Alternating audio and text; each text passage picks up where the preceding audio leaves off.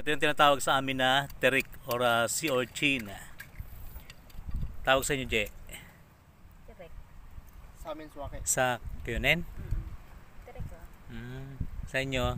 Suwake. Swaki. Sa amin, shoki.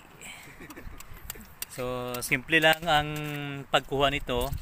Kukunin mo lang sa katihan, sa dagat. Tapos, bibiakin ng gulok.